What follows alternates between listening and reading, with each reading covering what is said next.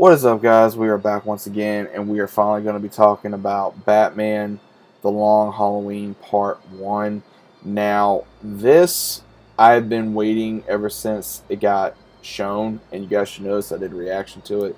But first of which, if you guys have not seen the this movie, because again, it's going to be a two-parter. I do not know when the second one is going to be released. It should be coming out very soon, because I believe it's already coming out on DVD very soon.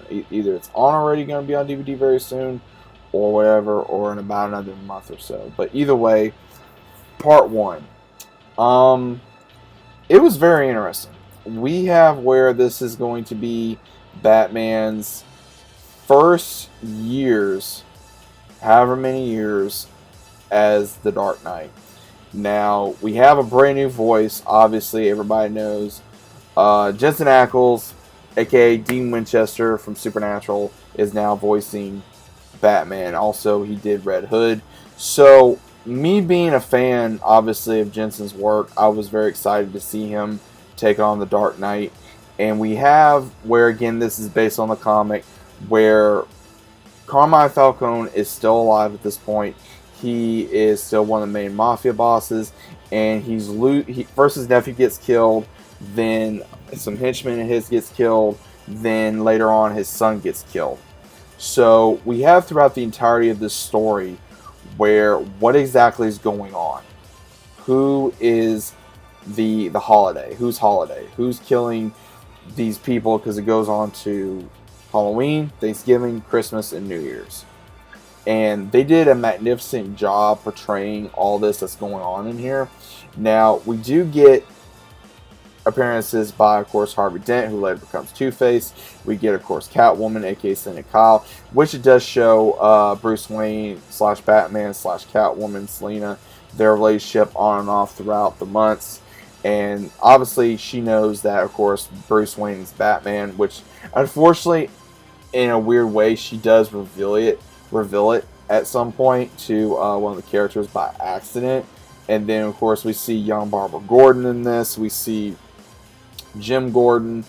We see Joker even. Troy Baker returns voicing Joker, which, if you guys know, I absolutely love Troy Baker's version of Joker. I think the only two that should voice Joker is either going to be, obviously, Mark Hamill or Troy Baker.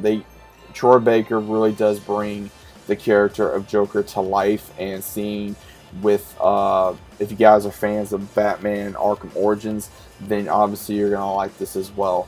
If you like Solomon Grundy, he makes an appearance in this as well. Grundy is one of those, he makes appearances on and off throughout Batman, so again, it's not too heavy, but I did enjoy this film. I really did. It really gave you that old Batman type of feel to it, and I think that's the reason why that they did the animation style this way, because again, if you're like me and you've been watching like Son of Batman or Batman vs. Robin or Teen Titans vs. Justice League, you know, those movies that's been coming out, I like that animation style. Now, this animation style I liked, but I disliked, because again, I like when it goes old school Batman, but at the same time, I like how it keeps to the new animation style that they're constantly doing. But again, it keeps true to the origin of Batman, and this is before Bruce became a detective, before he really had to solve mysteries and murders and not only fight with his fists and put intimidation into criminals. And I think this is what really brought his detective work out for this particular this story.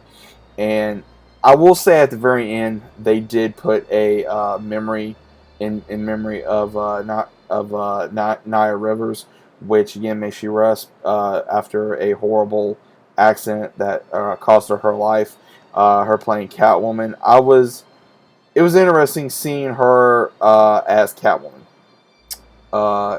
It was interesting because again, I don't think that I've seen too much of her. I was never really a fan of Glee. I believe I did see her in Master of Disguise and some other movies that she did. But again, I was not very much well known for her work. But I did like the way she portrayed Selena Kyle, aka Catwoman. I did enjoy that. Now, we do have Josh Duhamel, who plays Harvey Dent. Now, again, seeing him in, of course, a lot of movies. Jupiter's Legacy, have not seen yet. Transformers, obviously. Life as We Know It. What are the movies? There's been a lot of movies that I've seen him in, and again, seeing him as Harvey Dent is really believable to see him as a Harvey Dent. Now, we also have another one who, Billy Burt playing James Gordon. Very surprising, due to a lot of the things that, of course, I've seen him. Obviously, Zoo being one of my top ones that I've seen him in other movies. Titus Wellivan playing as Carmine Falcone. So we do have a long listing of actors here that are basically no slouch. They know what they're doing. But the entirety of this comic brought to life is we have where they're trying to figure out who's trying to kill Carmine Falcone, who's trying to take territory from him. Obviously, they think it's this person, they think it's that person. Now, the animation style for the fighting was good. The other issues for the story was good. The voice acting, I believe, was phenomenal. I am looking forward to part 2. Again, I think they may up it a notch on part 2. Now, either way, this is going straight to DVD/online like any of the other animated Batman movies. Because I'm going to say this. If you guys are major Batman fans like I am, you will definitely enjoy this film because it does show other characters that are going to be brought to light, such as Crane, Scarecrow, Mad Hatter, that we're going to be seeing in the next film, as well as also Poison Ivy in the next film. We don't see her in this film, but obviously we're going to be seeing her in the next film. But again, I believe, don't quote me on this, but I think this is maybe a few years since Batman started becoming Batman. So overall, I did enjoy the film. 1 out of 9, 1 out of 10. I rank it probably a 9. Probably a 9, and the reason why I say that is because, again, I like the animation, but then again, I'm not a total fan of the animation. I wish it was a little bit longer.